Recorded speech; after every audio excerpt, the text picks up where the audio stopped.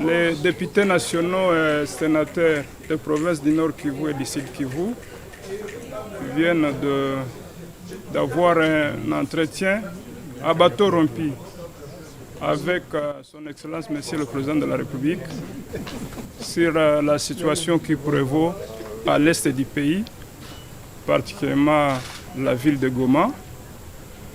Nous avons fait l'état de la situation à Goma. Comme vous le savez, les troupes rwandaises occupent la ville de Goma et nous avons fait part au président de la République la situation dramatique que traverse la population. À Goma, il y a eu des tueries, des massacres des populations civiles. Les rues et les routes sont jonchées de cadavres. Le président de la République, à travers les élus du peuple, a présenté la compassion à la population de Goma qui est en train de traverser des moments difficiles. À Goma, il n'y a pas d'eau, il n'y a pas d'électricité et donc la population vit les calvaires parce qu'il y a déjà 3 jours, dans certains quartiers de la ville, les gens ne sortent pas, les gens n'ont pas de provisions. Et donc c'est une situation qui inquiète au plus haut niveau le président de la République.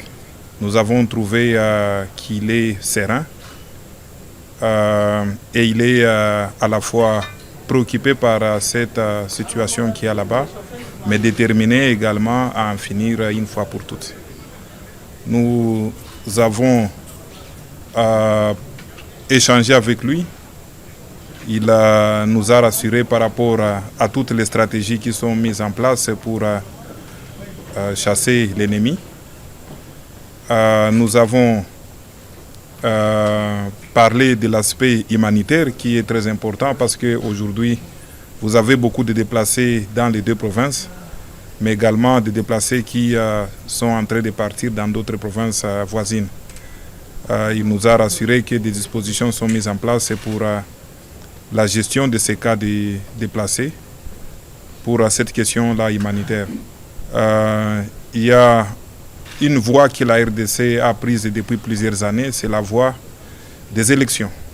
En 2006, il y avait des élections, en 2011, en 2018, en 2023. Il est inconcevable qu'aujourd'hui, en 2025, que nous ayons des Congolais qui veulent prendre le pouvoir par les armes. C'est une histoire que nous, comme députés nationaux, nous trouvons comme de l'ancien temps. Et il est très important que notre population se range ou continue de se ranger parce que nous la voyons déjà déterminée, qu'elle continue à se ranger derrière les FARDC, mais également le commandant suprême des FARDC, le commandant suprême, c'est le président Félix Antoine Tshisekedi. Et c'est ça le message que nous donnons à la population au sortir de cette rencontre que nous avons avec le chef de l'État.